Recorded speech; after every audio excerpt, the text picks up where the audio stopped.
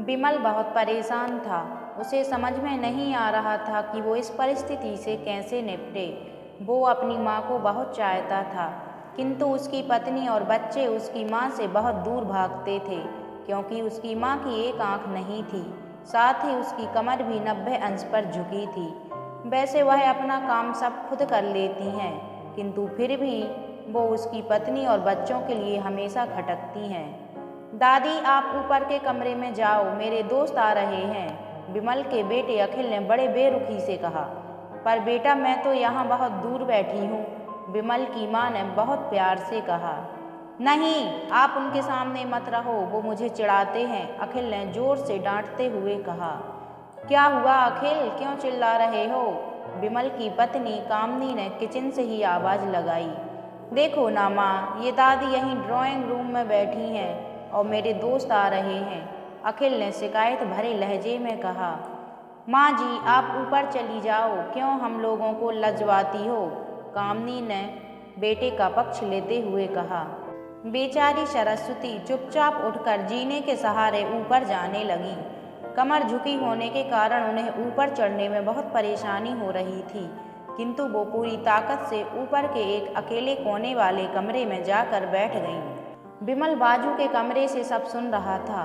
उसे कष्ट हो रहा था कि उसकी माँ को अपमानित होना पड़ रहा है, किंतु वो असहाय था।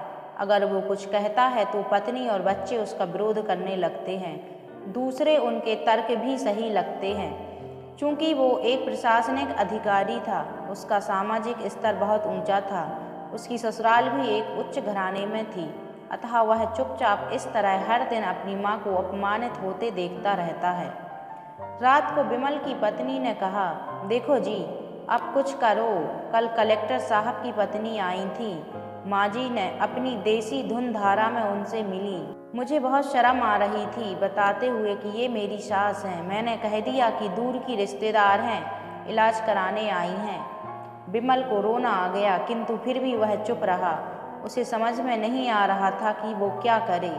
अपने बेटे की मनः स्थिति को सरस्वती अच्छी तरह से जानती थी और बेटे को कोई कष्ट ना हो, इसलिए वो हर बात चुपचाप सह लेती थी। विमल बहुत उदास रहने लगा। एक तरफ परिवार और सामाजिक स्तर पर जीने की प्रतिबद्धता थी, तो दूसरी ओर माँ। आखिर माँ से अपने बेटे की यह हालत नहीं देखी गई। एक दिन उसने अपने बेटे से कहा, विमल, बहुत दिन हो गए हैं, मैं अपने गांव जाना चाहती हूँ, मुझे वहाँ पहुँचा दो, मेरा यहाँ मन नहीं लग रहा। किंतु माँ, वहाँ तो कोई नहीं है, तुम्हारी देखभाल कौन करेगा? विमल ने आश्चर्य से पूछा। अरे, सब गांव वाले तो हैं, और वो तुम्हारे मामा जी तो उसी गांव में रहते हैं, और फिर हम सारी व्यवस्थाएं कर आएंगे ना। कामनी को तो जैसे मन की मुराद मिल गई हो। हाँ बेटा, बहू सही कह रही है, सरस्वती ने लंबी सांस लेते हुए कहा। विमल जानता था कि गांव में माँ की देखभाल करने वाला कोई नहीं है, लेकिन अपनी पत्नी की जिद के कारण वह अपनी माँ को गांव छोड़ने पर विवश हो गया। माँ को गांव छोड़कर आते वक्त उसे रोना आ रहा था तथा अपनी बेबसी पर गुस्सा भी आ रहा था, किंतु परिवार, पत्नी और समाज ने उसके इन मनोभावों को दबा दिया और वो सुकून सा महसूस करने लगा।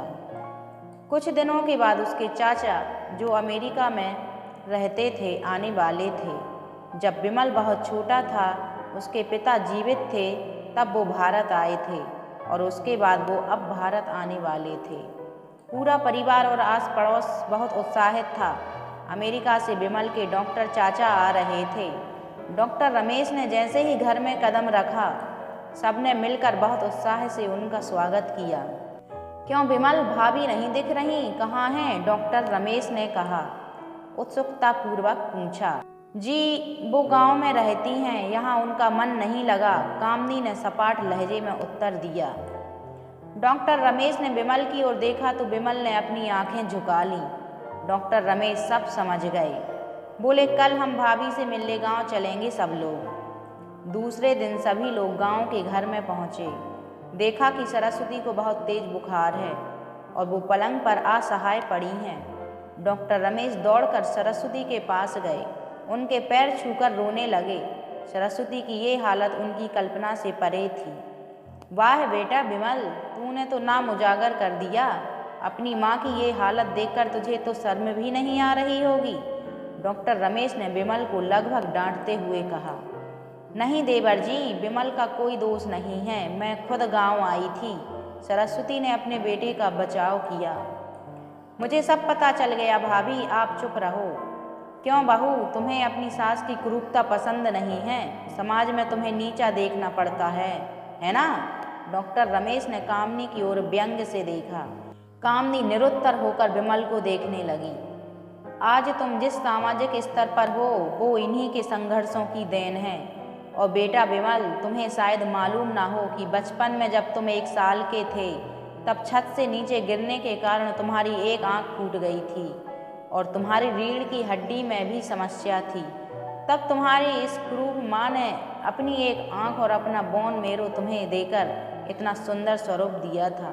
कामनी बेटा, इतने सालों तक संघर्ष करके बेटे को प्रशासनिक अधिकारी बनाने वाली इस संघर्षशील औरत की तुम लोगों ने यह दशा कर दी। तुम्हें ईश्वर कभी माफ नहीं करेगा। डॉक्टर रमेश की आंखों से अश्रु जलधारा बह रही थी। अब भाभी, आप मेरे साथ अमेरिका जाएंगी, यहाँ इन स्वार्थी लोगों के बीच नहीं रहेंगी। डॉक्टर रमेश ने सरस्वती से कहा। विमल को तो कांटो तो खून नहीं था। डॉक्टर रमेश जो उसके चाचा थे, उन्होंने जो राज बताया उसके बाद तो विमल को यही लग रहा था कि उससे ज़्यादा पापी इंसान इस दुनिया में कोई और है ही नहीं। वह दौड़ता गया और माँ सरस्वती के कदमों से लिपट गया। माँ, मेरा अपराध अक्षम्य है। मैं जानबूझकर चुप्पी साधे रहा, आपका अपमान करवाता रहा। अब सिर्फ आप ही उस घर में मेरे साथ रहेंगी और कोई नहीं। विमल ने आग्नेय दृष्टि से अपनी पत्नी और बच्चों को देखा। कामनी को भी बहुत पश्चाताप हो रहा था, किंतु उसकी हिम्मत नहीं हो रही थी कि वो सरस्वती से आंख मिलाए। सरस्वती ने कामनी की मनः स्थिति को समझकर उसको पुचकारते हुए अपने पास बुलाया और विमल को डांटते हुए कहा, खबरदार, जो मेरी बहू को मुझसे अलग करने की कोशिश की तो तुझे ही घर से बाहर निकाल दूंगी। कामनी और बच्चों ने सरस्वती के पैर पड़ते हुए अपने व्यवहार पर माफ़ी मांगी और माँ के हृदय ने सबको माफ़ कर दिया।